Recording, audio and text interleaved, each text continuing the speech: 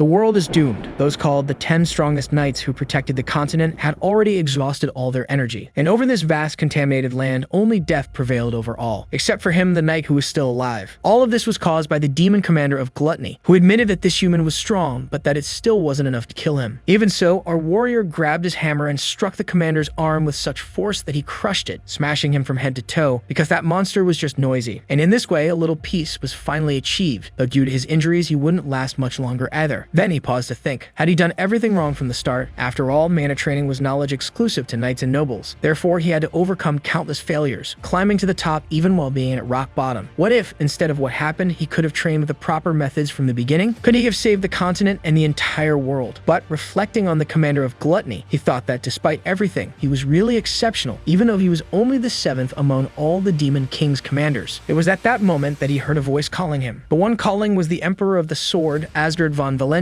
saying that he would die soon. But before that, he wanted to ask a question. Why didn't Tiny flee the battle, since he lived in the slums and had nothing to protect? Tiny replied that fleeing a battle was shameful, for a man must always be confident. Upon hearing this, the old man burst into laughter, saying that Tiny should trust in the talent that made him one of the 10 strongest knights solely through his pride. And then he began to speak strange things as if leaving a message. He said that when he returned, Tiny should find him, but not immediately, because otherwise even he wouldn't believe it. The Emperor then revealed a family secret. His daughter's birth name was Leela, a tribute to the flower he and his wife liked. However, he admitted that, in truth, he didn't actually like that flower so much. He asked that Tiny not forget this information, as it would be a code only he should know. And with that, the Emperor's consciousness faded. At the same time, Tiny woke up in a familiar room, thinking that everything had been just a dream. But in fact, he was reliving a terrible past, where invaders took his sister, who died taking care of him. She had been beaten while trying to protect Tiny, who was hiding a ring. At that moment, Wolf's men arrived, angrily kicking the door. Tiny, with his frail body, could barely move, and his sister was brutally attacked. One of the men, while kicking her, remarked that corpses had value, as there were people who liked to play with them, and that brought in good money. Tiny, unable to move his arms, desperately wanted to protect his sister, at least this time. Then, with all his effort, a blue energy surged from his hand, and he managed to move. In one leap, he threw himself at one of the attackers, determined not to let them take his sister.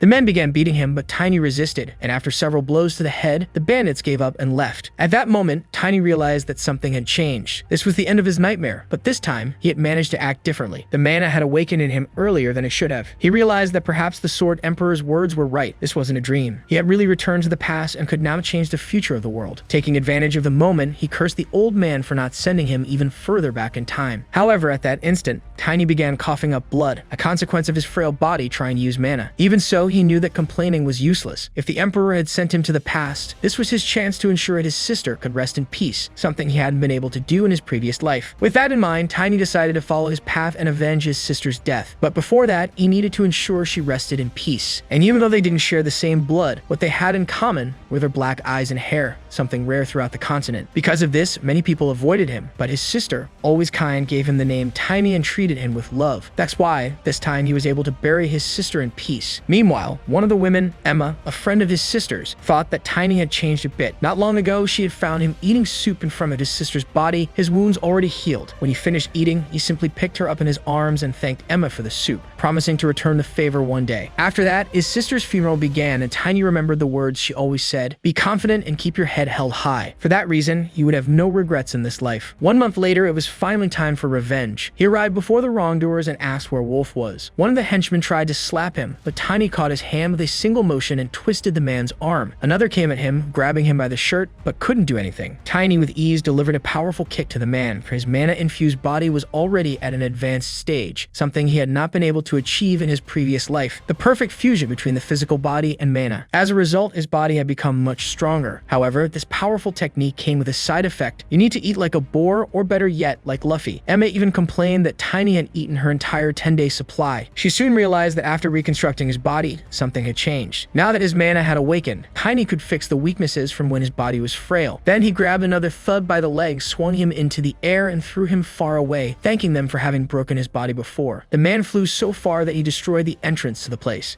Now Tiny was determined to finish off everyone there. The other criminals mocked him, asking what a kid would could do without a weapon. Tiny then pulled at one of the fallen men's legs, saying he had just found one. He started using the man's body as a weapon, whipping one against the other, defeating everyone on the lower level. Next, Tiny called the Raider brothers, who were upstairs, to come down and fight him. Before jumping down, one of them remarked that Tiny was a mana user and that a body like that should be worth a fortune. Then they leaped toward him. While messing with the broken body of one of the men, Tiny remembered his situation from the past when an old man was shocked to see him use a person as a weapon, commenting that he had no class. For that reason, this same old man taught him hand-to-hand combat. When the thugs arrived, Tiny easily dodged and punched the first one in the face. The second, who came to play, took a shin kick. Tiny jumped on him, threw him to the ground, and finished him off with a kick, like those combos from Dragon Ball. Meanwhile, the invaders' leader, Wolf, asked who was there. Tiny recalled that in his past life, he had discovered that Wolf was a pimp belonging to the Beastmen tribe. Even among them, the silver werewolf he transformed into was even more special, as it indicated the direct manifestation of the Beastmen royal family's bloodline. In the past life, killing him had been a huge challenge, but this time, Tiny arrived calmly, asking if Wolf was already shitting himself in fear. Enraged, Wolf began to transform, determined to finish the boy. When he finally transformed, Tiny noticed something was off. He didn't have the silver fur, so Tiny asked what kind of mutt was standing before him. Even so, Wolf charged at him, but Tiny easily dodged, finding him slow compared to what he had faced before. Seizing the opportunity, Tiny grabbed Wolf's jaw and, using mana, broke it with a snap. He recalled when a Beastman friend had told him that this was how to deal with their kind. Wolf kept attacking, but Tiny dodged everything with ease. To him, Wolf was nothing more than a barking dog that didn't bite. And that's when the beating session began. His friend had said that when it came to Beastmen, you just had to keep hitting them until they got tired, as they could regenerate from almost anything. So Tiny decided to enjoy himself beating the little wolf. Tiny delivered a kick so strong that it forced the guy to fully de-transform, sending him flying into a wall. Now he wasn't just going to break his spine. After all the massacre, Tiny stood there thinking that perhaps this would bring some comfort to his sister's soul, as if it were up to him, Wolf's head would already be rolling on the ground. However, now that he was all beaten up, begging for Lady Arena's forgiveness. Meanwhile, Tiny simply asked what Beastman like Wolf was doing there. Amidst the chaos, Tiny ended up finding a strange stone on the ground. When he picked it up, he immediately sensed demonic ki, as there was a white wolf chained inside the stone. Seeing this, Tiny recalled a long time ago in the Elven Forest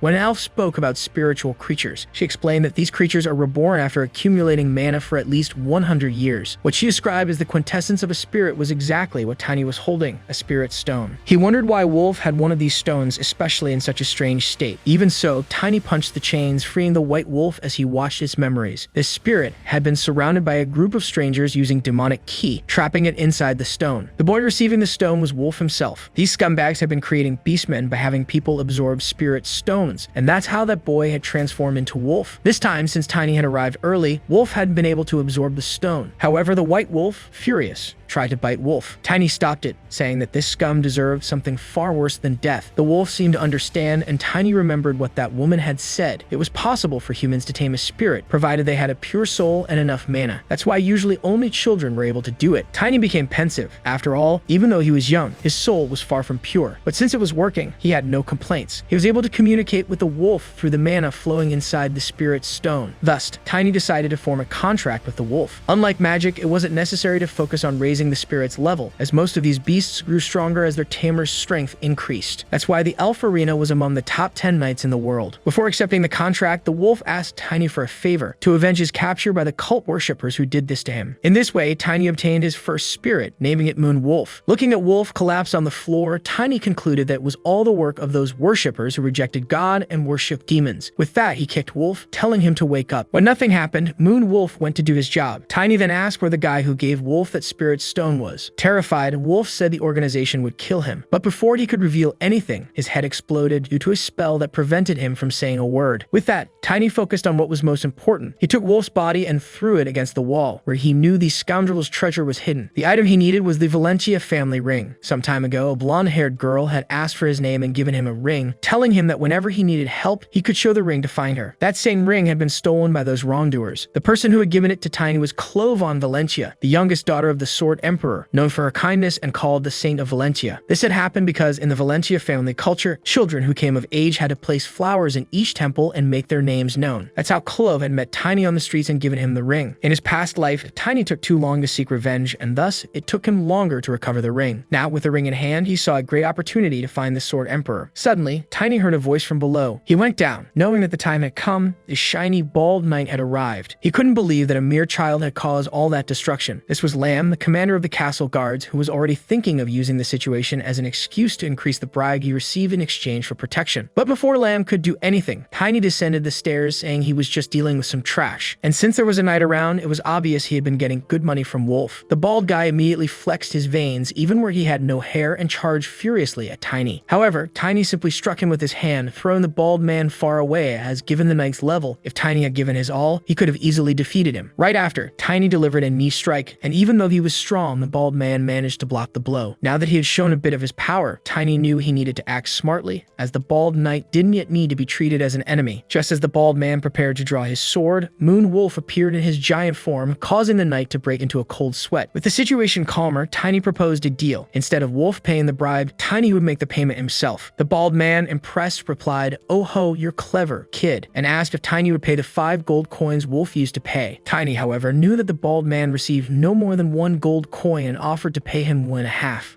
If the knight didn't accept the offer, Tiny was ready to end the negotiations and start a fight. Of course, the bald man backed down and agreed, stating that the last day of the month would be the due date. As he left, the men who had called Lamb questioned him, "Mr. Lamb, are you going to betray us?" To which he replied, "Money speaks for me, friend." At that moment, Tiny tossed a coin to Lamb and said that since the owner had changed, he should set a time to greet the new lord of the estate. Even though Lamb had left the scene, it was clear that there would be no more paydays for him. As for the 3 defeated thugs, Tiny gave them a mission: gather all the residents of the place. If anyone tried to escape, Moon Wolf would have a good meal. And so the 3 big men ran off. If everything went according to plan, taking care of that place wouldn't take more than a week. An hour later, the 3 had brought everyone together. As soon as she arrived, Emma ran, thinking someone had beaten Tiny again. In reality, the blood on his hands was Wolf's, who was already lying dead nearby. The crowd panicked, thinking they wouldn't escape punishment. Everyone knew that the estate lord was behind Wolf. Then, with firmness, Tiny declared, "Challenging the nobility is a grave sin, and that's why the estate lord is going down too." Cut to the guards, commenting that they hadn't seen Sir Lamb in days. In fact, he was on probation, as there had been an incident involving crazed lunatics claiming they were chased by a giant wolf. In that episode, their leader was so disfigured that they couldn't even recognize him. Moreover, all the money had disappeared. Even so, the guards didn't understand what Lamb had to do with it. The problem, however, was that Lamb's negotiation with the new boss hadn't gone well. All the shops and businesses in the city were closed, and the estate lord was furious, calling the leader to resolve the situation. Tiny, remembering his past life, knew that even after examining the account books, nothing suspicious had been noticed at the time. At the lord's request, he handed over the book and half of the fortune, but now things would be different, as Tiny had understood that there were nobles who crushed other nobles, and it was precisely because of that account book that the estate lord was in trouble. With that, Tiny declared to the people, "Now you're free. If you want to get revenge or vent, this is your last chance to take a few hits on the guy." The women couldn't resist and all went to kick the headless leader. Additionally, he allowed everyone to take as much money as they wanted from Wolf's treasure to flee. Before they left, Tiny made it clear, "If you dare commit crimes for money or reveal what happened here, our friend Wolf will tear you apart piece by piece." He then asked Emma to leave the estate and go to Diane with the others, as Tiny still had another place to go. And so Tiny thanked everyone, declaring that from that day on, the red light district of Invader was closed. Meanwhile, the guards discussed the arrival of the new leader, whose name was Tiny. When he appeared, they were perplexed and asked,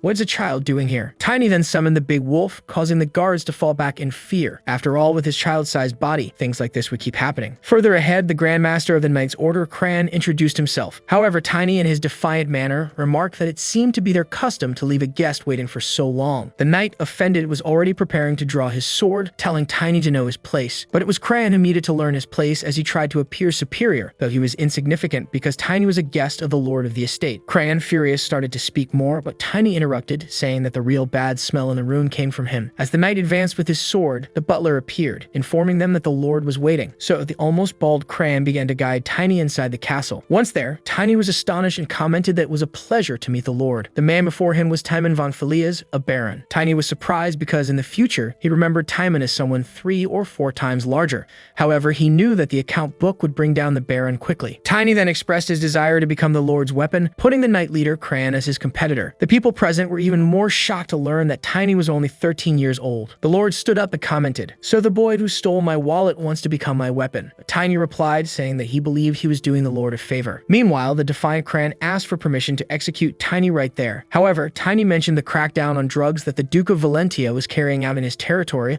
along with the fact that the Princess of Valentia had recently visited the state. He suggested that Cran think twice before everything blew up. Cran tried to belittle Tiny's words, but the lord interrupted him, saying that if what the boy said was true, he deserved a reward. The lord also heard rumors that Tiny controlled the spirit of the wolf, which he supposedly stole from a spirit stone. Finding this suspicious, this, the Lord asked for an explanation. Tiny then glanced around with the help of the Moon Wolf and revealed that Cran was using a magic circle belonging to a dark mage. If Cran could use 2 of these circles, it meant he had offered hundreds of bodies or live sacrifices. This explained why there was so much talk about buying corpses for a high price. Without waiting for more answers from Tiny, Cran drew his sword to attack him. However, Tiny's spirit had already transformed into the powerful Mega Moon Wolf. The Lord, observing the situation, decided to change the terms of the test and asked Cran about the boy's power level. According to Cran, Tiny was close to stage 2, and unless he was descended from a prestigious family, he would be considered a prodigy. His mana pattern was perfectly stable. Tiny then improvised, saying that he had learned all of this in a vision, but he knew he needed a better excuse to convince the Lord and the Knights, so he claimed that he had learned everything from his deceased parents before coming to Felia's. And if anyone wanted to confirm this story, it would be impossible, as Felia's accepted all kinds of refugees,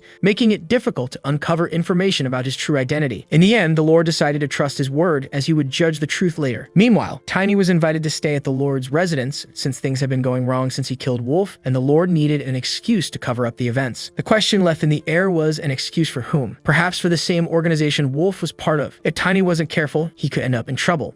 Accepting the proposal, Tiny asked if the Lord had any special visitors. The Lord agreed, saying that Tiny should be very polite to this person, but it would still take a while for them to arrive. There would be 3 days until the duchy reviewed the books, 3 more days until the punishment unit was formed, and 10 days until that unit arrived in Felia's. In total, that would be about 16 days. If the guest arrives after that, everything will be resolved. Tiny then asks the Lord when the guest will arrive, as he needs to learn etiquette before the visit. The Lord replies that the guest arrives in a week. Tiny panics, knowing there won't be enough time to prepare. Faced with this situation, there are only 2 options. The first would be to flee, as Tiny's allies are far away from there. However, if he fled, the Lord would probably put him on the wanted list, complicating his future meeting with the Sword Emperor. Furthermore, the idea of running away from something bothers him, because even without the necessary strength, he always finds a way to overcome his opponents. The second option is riskier. This guest seems to be someone from the high nobility. With the house empty, the fact that an important visitor is about to arrive makes everything more suspicious. The person supporting the Lord must be someone who cannot be shown to the public. If something major were to happen in Felia's, the visit could be postponed. For this reason, Tiny concludes that he needs to become stronger to defeat both the Grandmaster and the Lord, but he decides to leave that for later, as he is hungry. In the dining hall, the cook is startled to see Tiny lining up bowls and eating non-stop. His body improves every time he eats, making any medicinal herbs unnecessary. The boy just eats,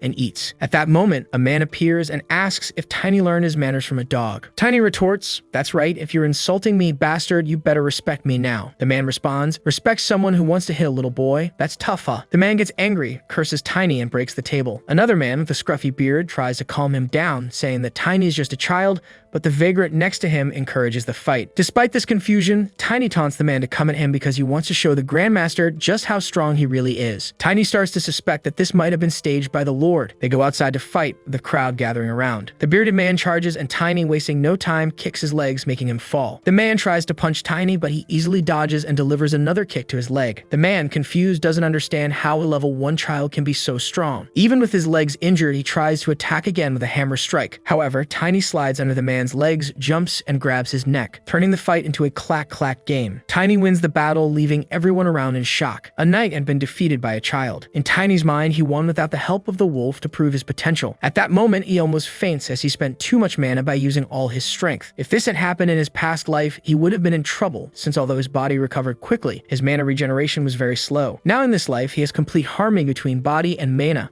allowing him to train as much as he wants and become even stronger than he was in his previous life. Later, the Lord comments that the information Tiny provided about the duchy's movements was accurate. He offers Tiny a veal steak, stating that the boy has a promising future. The only downside, according to the Lord, is that there aren't any good enough masters to train a genius like him. Tiny, however, responds that he has heard that the greatest knights in history grew up on their own, and what led them to follow that path was the presence of a great Lord to guide their steps. The Lord is impressed by this answer, noting that both in the Empire and in neighboring kingdoms, features like Tiny's ear shape, black hair, and eyes are extremely rare. He now understands why he never imagined that a foreigner could be so valuable. Tiny, for his part, doesn't understand much of the conversation, and according to him, someone will explain the details later. However, Tiny believes that his current strength is only possible because of the power of the magic circle, but he knows that one can never predict when the demon will strike again. In his past life, Tiny was abandoned and lost the magic circle. He continues to reflect on this as someone informs him that a certain person is eager to meet him. After this conversation, Tiny goes to the training field, full of thoughts, but he knows he needs to focus on one thing. The Lord is in the second circle, and the Grandmaster is in the second stage. Therefore, Tiny needs to reach that level within 6 days. 3 days pass, and his small body is already much stronger, with movements far better than before. Perhaps the problem in his past life was his monstrous size. He realized that he only wanted to be big and strong,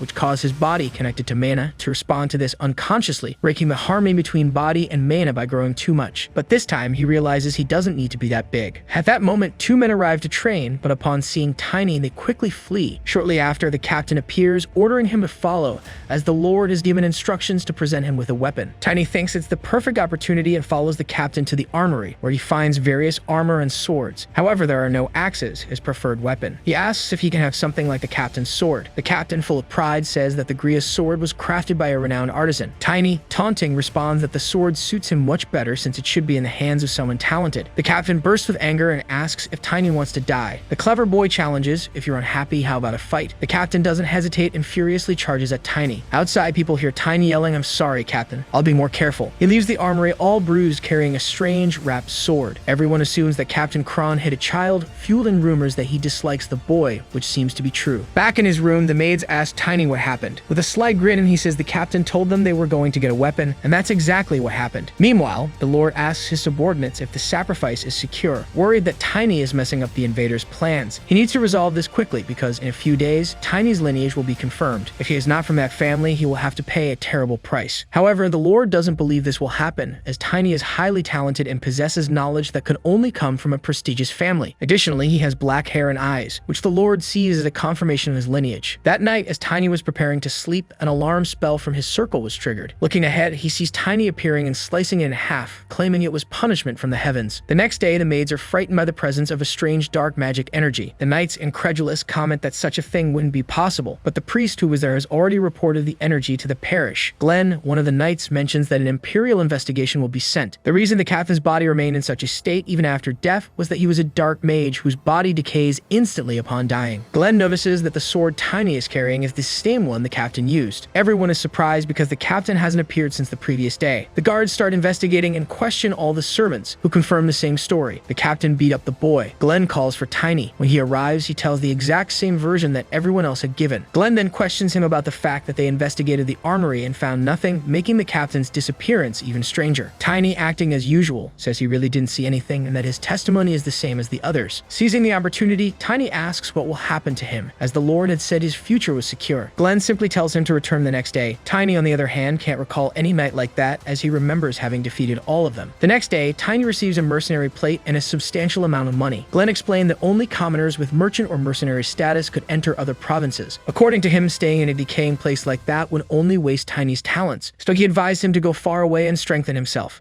At that moment, Tiny understood why he hadn't seen Glenn in his past life. He had probably left before everything happened. Grateful for everything, Tiny thinks that now that the Dark Mage is dead, the Imperial family will have to act. Since the duchy didn't come to them, Tiny will have to seek them out personally. Before leaving, Glenn bids farewell, asking Tiny not to forget him, though Tiny didn't even know his name. Glenn introduces himself as Glenn Libery, but asks to be called simply Glenn. Tiny departs, thinking he left an unsolved problem in that knight's hands. Now that he has the mercenary plate, he decides to go to the guild to get a horse. However, the wolf immediately appears, ready for Tiny to ride. The wolf takes on a smaller form, as spirits tend to materialize at the size they had in life, but can adjust to the sorcerer's proportions. When he mounts the wolf, Tiny feels his soul and senses merging with the animal. With everything ready, they set off, with new adventures awaiting beyond the forest. Tiny decides to head to Karun quickly, as it's where the first catastrophe will occur. In his past life, many catastrophes arose one after another, weakening humanity's power. It all began with the disappearance of Karun's relic, and Tiny needs to prevent that from happening. The relics of humanity were granted by the goddess, known as the 7 Sacred Relics. The problem is that these relics will be stolen, but this time Tiny will not allow that to happen. He plans to join the army in battle, as the first catastrophe will occur in the Sea Kingdom of Karun. Before that, however, he decides to visit the Duke's house. Meanwhile, in the city at night, a strange figure arrives, putting everyone to sleep and using magic to question Glenn about what he knew regarding the Lord's death. Glenn shares what he knows, and the man puts him back to sleep. When Glenn awakens, one of the guards reports that the Lord's body has disappeared, complicating the investigation even further.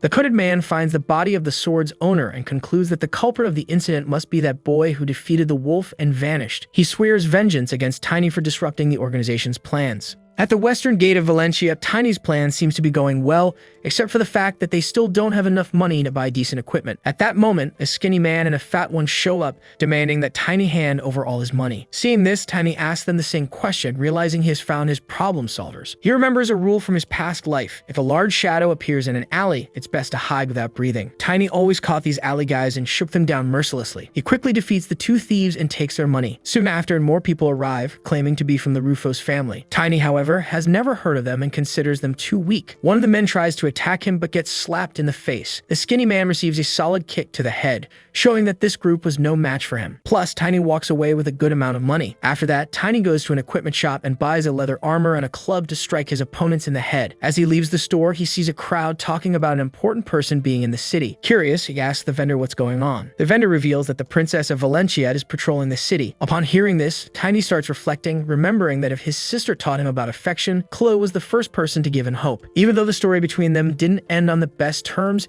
it was thanks to the hope she gave him that he was able to keep going. These two people ended up changing his life. Tiny recalls that when he met the woman in his past life, she burst into laughter because the name Tiny didn't suit the giant man he had become. But in this life, he will meet her much sooner and secure a meeting with the Sword Emperor. Meanwhile, in another part of the city, the eldest son of Count Lucent was showing the city to Chloe, discussing trade and everything else. However, Chloe interrupts, saying she wants to see the poorer parts of the city. The young man, not understanding why, agrees to take her. Chloe's interest in these areas was influenced by the education she received from her father, who told her to observe the poorest people and seek ways to improve their lives. According to him, only by doing so could the country become a better place. Chloe has a desire to change people's perception of reality, but when her fiancé is announced at the coming-of-age ceremony, she will no longer be free for the rest of her life. She even thinks about seeking refuge in a temple, but her father would be deeply saddened by that. At that moment, a child appears in front of her and the crowd wonders who that boy is. The child raises a ring and says the princess gave it to him, stating that she asked him to return the ring someday. Chloe recognizes the ring as hers but remembers that she had given it to a poor child. The guards immediately place a sword at the boy's throat, while he insists that it may be hard to believe, but he is the same child from before. He is the only one with dark hair in Felia's, or perhaps the only one in the entire duchy. Chloe is startled as the boy seems so weak and small just a short time ago. The child then uses his mana to summon the lunar wolf in its smaller form. Chloe is delighted by the wolf's cuteness, as only very pure children can summon such a spirit. She also compliments the name he gave the wolf, commenting that she wouldn't have imagined he had grown so much in just 2 months. The boy introduces himself as Tiny and explains that his growth accelerated because he awakened his mana. However, the red-haired girl is suspicious, finding the situation odd. The blonde suggests it would be better to interrogate him after a quarantine, but Tiny says he won't ask for trust. He recalls what the princess told him that day and expresses his desire to meet Lord Asgard von Valencia. The crowd again points swords at him, asking how he dares. Tiny responds that there's no way he could harm the Sword Saint, as there are only 7 superhumans across the entire continent, and one of them is the Sword Emperor, who can wield the power of destruction. Everyone is impressed, praising His Excellency's prestige. However, Tiny expresses his wish to personally explain to the Duke what happened in Felia's. Sometime later, Chloe was interrogating her knight to find out if she was hiding anything beyond what Tiny had said. The knight reveals that there was a black mage in the Empire and that it seems there's someone even greater behind it. Since Tiny experienced all of this, his testimony could be an important clue, so it's better to take him to her father soon. Meanwhile, Chloe asks how long the redhead is going to keep holding the wolf. She even tries to get the redhead to pet it, but the girl blushes from the animal's cuteness. Chloe then asks where Tiny is. In truth, the young Edmund had taken Tiny because he wanted to say something. At that moment, the wolf had already disappeared. Meanwhile, Tiny asks the young man what he knows about the black mage. In reality, it was just a trap to get Tiny to follow him, as now he was going to teach Tiny good manners with a slap session.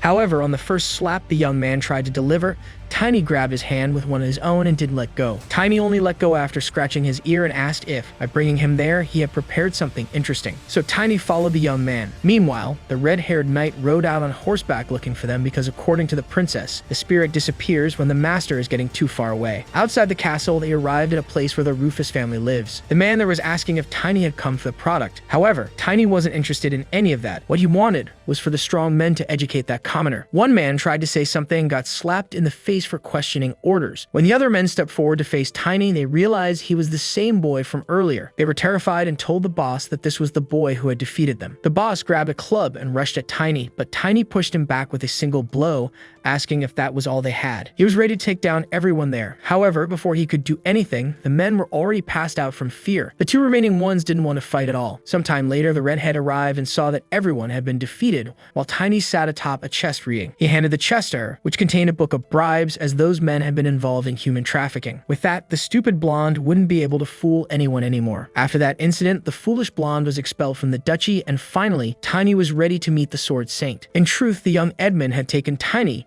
because he wanted to say something. In the carriage, Tiny asks if she doesn't distrust him, and in fact, she's already heard of the dark-haired boy from Philias. They say he destroyed the underworld organization and freed all the victims, and he's just done it again. That's incredible, but she still scolds him because he needs to warn her before doing these things. 3 days later, the knights stop and ask the princess why an elf requested to accompany them. She immediately says that she is an envoy of the World Tree Arena, and she came to greet the travelers because she wishes to join them at this moment. The girls are delighted by the elf, while Tiny notices that she is a 5th circle sorceress. These elves are descendants of fairies, famous for their beauty. Elvenheim, the kingdom of the elves, is located at the far west of the map, so it was always very difficult to see elves in the Aslan Empire. Even so, most people are friendly toward them, as elves are born with elemental abilities and are known for being pure, kind, and gentle. However, since this elf is a 5th circle black mage, it's odd. She explains to the princess that she is passing through the duchy on her way to the kingdom of Werevist. The elf formally introduces herself to the group, showing respect and stating that her goal is to travel the world listening to stories. She asks if the princess is the owner of the spirit, but the real owner is the boy right behind, our Tiny, who is suspicious, as he never thought someone like her would be of high rank in the organization. Switching to acting mode, he says, "Wow, it's my first time seeing an elf," while the other girl asks if he's gone crazy, grabbing her leg. Fortunately, this lady doesn't know about the Moon Wolf's abilities, as only the owner can know that. While they were talking, the elf demonstrated magic, and Tiny began analyzing the situation. They have 12 level 3 specialists and a level 4 warrior. Thinking about it, the stages of a mage's circles and a mana user can be seen as equivalent. To defeat someone of a higher level, at least 5 people of 1 level below would be necessary. In other words, if he, who is level 2, wants to beat someone from the 5th circle, he would need at least 100 copies of himself, since with just one attack from her, he'd be done for. Fortunately, they have a secret card and just need to wait for the right opportunity. When the little wolf jumped on the elf, she suggested holding him for a bit. At the first "come here, darling," the wolf transformed into its monstrous form, and Tiny started attacking with his hammer, while the redhead came in with her sword because that elf is a black mage. A few minutes earlier, Tiny had warned the princess, using the moon wolf, that this was a dark elf, and that if they didn't launch a surprise attack, they'd be in danger. That's why the wolf jumped on the redhead to deliver the message. Now back to the action, Tiny hammering from one side and the redhead with her sword. When the elf dodged, she ascended into the air with her magic while the knights advanced. Tiny tried a left swing, but it didn't work as she used magic against the group, wondering how these bastards figured her out. Tiny, with his wit, responds mentally. Of course we'd know, her stench can be smelled from miles away. Because of that, a giant spell exploded in Tiny's direction, but he managed to use some kind of shield, so the damage wasn't too severe, although still dangerous. The redhead advanced while Tiny mounted the wolf and kept hammering at the elf's shield. Now the two attacked together to finally break that black elf's shield, and since it dealt a lot of damage, Tiny came down, slamming her into the ground. At that point, the two of them came again while she cast magic at all the knights, aiming at the princess. The redhead managed to defend. Tiny then used his iron armor and came from above, as now it was full force. This caused a massive explosion, and finally it broke the elf's shield. The redhead advanced again, but the elf cast more magic. Even wounded, she still had all that power. With his iron body, Tiny started hammering the woman, who caused a mega explosion, almost as if the asphalt were burning. From above, she began summoning a strange power, and Tiny realized that she was the last follower of the demon, sacrificing her own body to increase her powers. She then used the offering of flames on the knights, burning them all. Everyone was at their limit, and they needed a greater force to finish off that wretched woman. And so it was Chloe's turn to act. Chloe came in with power of light, Shounen. For in this world there is divine power granted through penance and blessings. Those who achieve priesthood through penance upon being baptized learn about divine power and receive anti-demon powers. However, there are people who are born with this power, like a saint or a warrior, who are said to be sent by God, beings who are rarely born.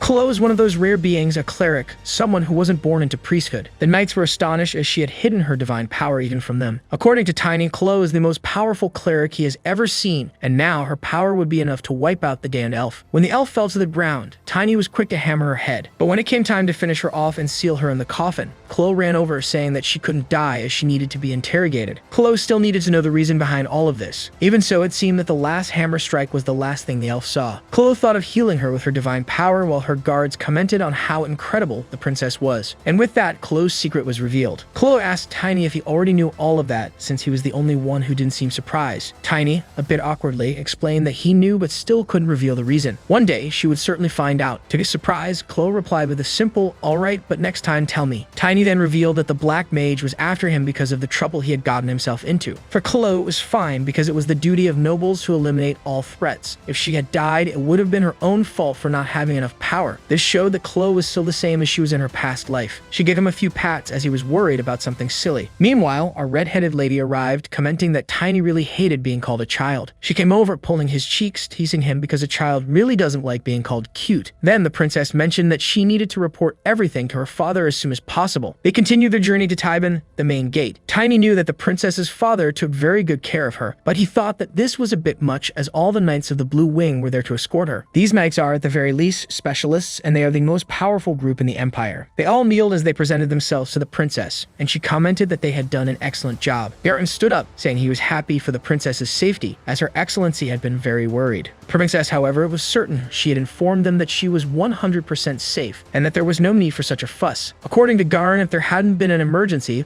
the Lord would have come personally. The truth is, about a month and a half ago, the Tempest family's relic disappeared, a relic that is always with her father. When Tiny heard that, he immediately asked if the relic was an artifact. Not even Chloe knew, as it's a secret that can only be passed down to the head of the family. Faced with this, Tiny believed he knew the reason behind the relic's disappearance and asked to see His Excellency, saying that he would reveal what he knew. Shortly after, Garin asked who that boy was. According to the others, he was incredible, and they said he was the one who had captured a black mage. Moreover, he's almost at the level of an expert. Garin was astonished as not even the 7 great knights had reached that level at such a young age, so he concluded that Tiny was either a genius or, more likely, a monster. Reflecting on this, the big man finally remembered that Tiny was the boy who had brought the letter from Philias. On the way, Chloe was admiring the landscape. Tiny asked if she liked those lilac flowers, and she told him that her father and her late mother had also loved them very much, and that's why she had been given her name. Our redhead also commented that the love between the Duke and the lady was quite famous. While they talked about this, Tiny recalled his mother's last words. In truth, he didn't like that flower, but she had asked him not to forget that detail. Surely, he wanted to keep that a secret. Either way, he knew he needed to find the Sword Emperor to establish his training and figure out a way to become stronger. After all, if he didn't at least reach the level of a commander, he wouldn't be able to help with anything. In this life, Tiny was determined to destroy everyone who stood in his way. Finally, they arrived in Valentino, where the mansion of the Duke of Valencia is located, one of the largest in the Empire. Upon arriving, the guards were all joyful, while the princess asked if this was Tiny's first time there. At that moment, a bearded man appeared, shouting, "Chloe, my daughter, are you all right?" And she, embarrassed, replied, "Oh, stop it. Everyone's watching. This is so embarrassing." After being scolded by his daughter, the man thanked the knights and announced that a banquet was awaiting them. Then he asked who the boy was, and Chloe answered that she had already mentioned him, saying that Tiny was the boy who would talk about the Black Mage. Tiny stepped forward, saying he knew where the Tempest artifact was. The crowd was surprised, murmuring, "Oh boy, he spilled the beans." At that moment, the swordsman called the boy cheeky and exerted pressure on him, but Tiny resisted, despite the pressure from the man's soul. Even so, the Emperor remarked that Tiny still had a lot to learn before reaching his former level. He also mentioned that among the 7 knights, Estina had the highest proficiency, and Jurek could have reached that level. With that, the Emperor dissipated the tension and asked if Tiny was alright to speak about the artifact at that moment. Chloe, for her part, commented that Tiny was just a child and might not know what he was doing. But either way, the Emperor said he needed to have a conversation with him. In the room, the Emperor asked if Tiny knew anything about the disappearance of the Tempest artifact. Tiny confirmed and in his thoughts reflected that Tempest is one of the few ancient words he knew, meaning time or opportunity. If the artifact disappeared a month ago, perhaps his power was to turn back time.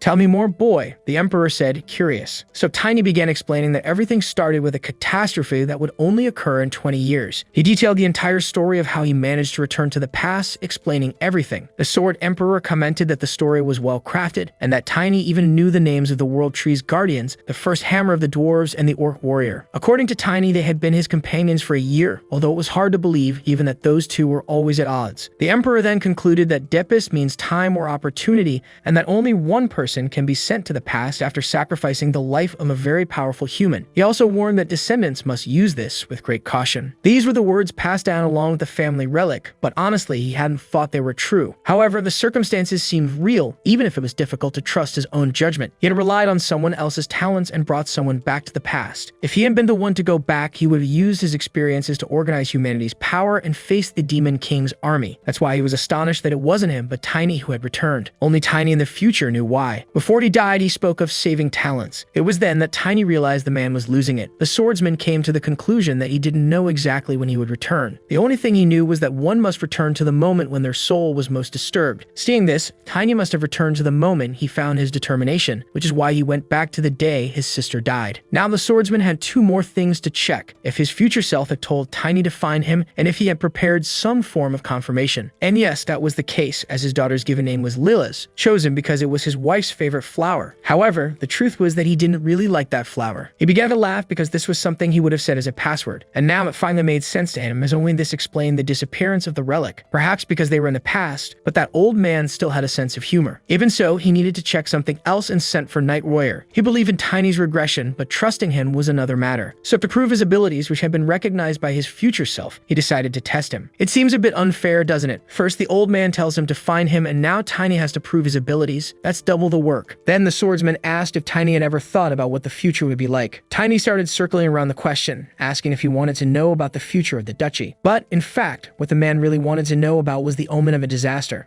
He also warned Tiny to never tell people about the future, as humans evolve through their mistakes and failures. The swordsman took pride in having taught his children the right path. With that, Tiny felt relieved, as he only knew a little about the princess. In the past, Tiny had faced many difficulties and couldn't get close to the aristocracy. The man's eyes widened and he exclaimed, "What?" He had no idea what might happen in the future. The only thing he knew was that the nobility would become a mess. As the man became agitated, Tiny asked what else he wanted to know. Since Tiny was an ally from the future, the least the man needed to know was what the heck had happened, because, seriously, what a mess. So it was better for him to remember things correctly before getting beaten to death. That night, Tiny found himself in trouble with the old man because he couldn't remember much of anything. What he knew, aside from what he had personally experienced, were just rumors or stories told by his comrades. The old man, irritated, asked if there was any useful information at all, at least. In the end, the only worthwhile thing was about the warrior and the saint who appeared according to the oracle. The warrior's name was Crombell, and he was 20 years old. So the old man said, then I'll train him. The problem was, if Crombell was from 20 years in the future, right now in the past, Crombell hadn't even been born yet. The man became desperate, thinking of blaming his future self. So he asked the butler to bring Drexler instead of Royer, because there was someone present who deserved punishment. Drexler was the vice captain of the Blue Wing Knights, level 5 of the upper rank. The old man stated that the boy needed to be tested to see if he was worthy of his trust. Drexler was shocked because he would have to fight a child. Immediately, thoughts started running through his head. Oh no, I'm going to get fired. How will I support my household without money? The old man scolded him, telling him not to get lost in useless thoughts, as this was a very important matter. When Drexler looked at Tiny, he saw that the boy was probably around 10 years old and already at level 2. Even so, the old man ordered the vice captain to introduce him to the artisan who made the hammer. He quickly gave several tips to improve things. Then the old man hurried, saying that if Tiny didn't perform well, there would be no deal, and he asked Drexler to hold nothing back and fight with full force. In the end, it was decided that if Tiny landed at least one hit, the promise would be fulfilled. They began preparing, and the old man stopped to think that Tiny had a unique way of handling his mana. If it were him, he could also become a specialist far beyond the limit. But still, it was that child who returned, and there must be a reason for that. The battle began. Tiny summoned the Moon Wolf and charged forward. The captain came in with his hammer, but Tiny dodged and managed to land a hit on his shoulder armor. Drexler found it amusing and leaped up, smashing everything around, while Tiny evaded using the wolf, deciding to compete in speed. Drexler then launched a big attack on the ground, destroying the pillars from which Tiny had been jumping, almost hitting him in the face. Tiny concluded that Drexler specialized in defense, which allowed him to predict all his movements. Even so, he dodged everything, literally. Drexler was impressed, but still said it wasn't enough. The old man shouted at Drexler to stop stalling. Drexler then used his soul weapon, leaving even the old man speechless, and ordered him to stop. But Tiny advanced, and there was a huge explosion when their attacks collided. Shortly after, Tiny was sent flying, and both men were concerned about what had happened. The only thing Tiny said was, "I won," since at the height of the attack, he had thrown his mini hammer toward the vice captain,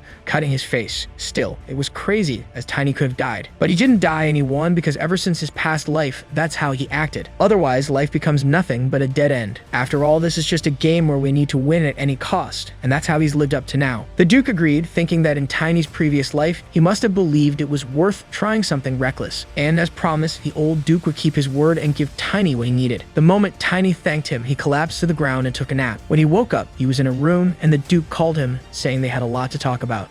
In a hallway, Chloe appeared, calling the Duke and asking where he was taking the boy who had just woken up, asking if he was going to hurt him again. The Duke responded that Tiny had hurt himself, asking how he could harm his daughter's benefactor. Sure, Chloe replied. Tiny was confused by this benefactor talk, thinking it was the opposite, and apologized to Chloe, saying he was greedy and ended up getting hurt. Chloe fellow Happy said that Tiny should act more like a child. Meanwhile, her father looked at him suspiciously and warned Tiny that he was watching him. Embarrassed, Tiny commented that he didn't deserve to be called the princess's benefactor, as that never originally happened. Hearing this, Chloe asked what they were talking about, but the Duke quickly replied that it was nothing, telling her to focus on her coming-of-age ceremony. In the Duke's room, he mentioned that he forgot to inform Tiny of something important. The fact that Tiny had returned to the past must be kept a secret. Only a few people could know. This must not reach the ears of the priests because the flow of time and space is the axis of destiny organized by the Creator, a power that not even the goddess can touch. A mere human defying this would be blasphemy. This was the reason the Duke's family kept the existence of Tempest a secret. Tiny was confused, thinking the goddess wouldn't be the Creator, but the Duke explained that this had been erased from the scriptures long ago. He reiterated that only the 10 knights he had mentioned should know, keeping the priests out of it. Now Tiny felt relieved because he knew he would become much stronger than before. He asked what abilities he would use in the future, but what he really wanted to know was about the promise the Duke had made. Or is he getting senile and forgetting? He thought. Without missing a beat, the Duke smacked Tiny on the head, saying that Tiny first needed to learn some manners. Then he started dragging him along, asking if he had ever heard of a force called gravity. Zum zum zum, don't fall asleep, lazy boy. The Duke explained that his family's vision was divided into 4 fundamental parts: mana techniques and sword techniques that combine defense and attack,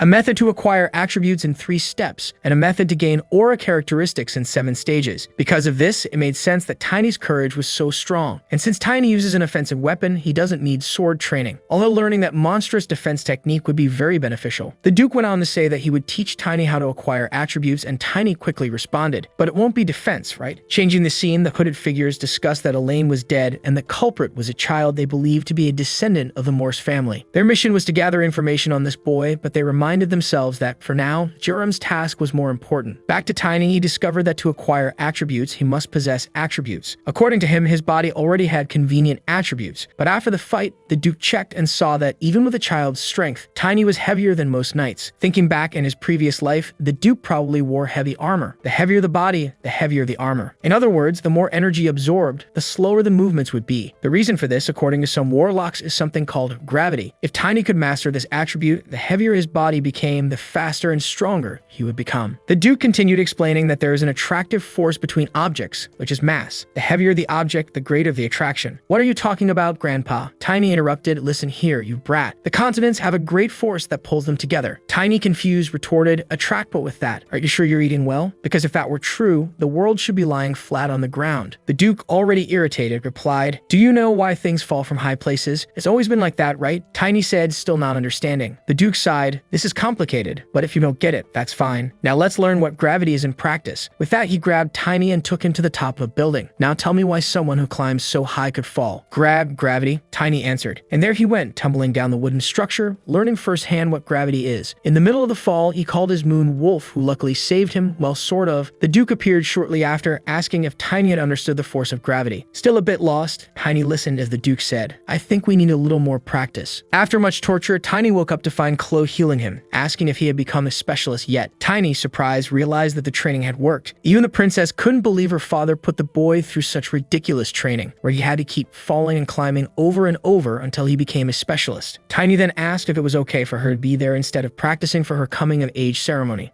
She replied that all she needed to do was practice etiquette. Tiny, trying to be encouraging, told her she would do well, only to get a light smack from Chloe, who asserted that on that day, she would be the star of the party. She added that it was fine for her to be there because, after all, Tiny was part of the family too and could start calling her sister from now on. She then asked if Tiny could keep a secret. Cut to the next scene. We now see Drexler, who had heard that Tiny had become a specialist and was itching for a rematch, this time without weapons. It's not typical for knights to lose their patience with a child, but Drexler was ready for a fight. The battle began. Drexler unleashed his aura, prepared for combat, and Tiny, without hesitation, jumped forward, hammering Drexler's shield. The knight, shocked, thought, impossible. Is this the same boy from last week? Before he could react, Tiny kicked him, sending him flying backward. Drexler halted his fall and charged again, his hammer colliding with Tiny's fist in a powerful clash that pushed them both back. Drexler, astonished, noticed his hand was trembling. This kid is strong. Tiny then started attacking from all angles. In a final move, he jumped over Drexler, leaving him confused. The audience was also amazed at how easily Tiny handled such a heavy club. Drexler, furious, charged again, and Tiny decided to confront his strength directly, getting thrown aside. However, this was part of his plan. He prepared himself and once more jumped over, using the Tiny combat style method, level 1. He activated the lightning slam, destroying the entire arena and leaving the vice captain on the ground, while everyone wondered, is this the power of a specialist? Tiny was there, thanking everyone for their their help, while the other, Relax, said, I was going easy on you. You know that, right? Tiny also mentioned that he wasn't even using all his strength because he was also an elementalist. That's when the captain burst out laughing, saying that Tiny had passed and welcomed him to the Blue Wing.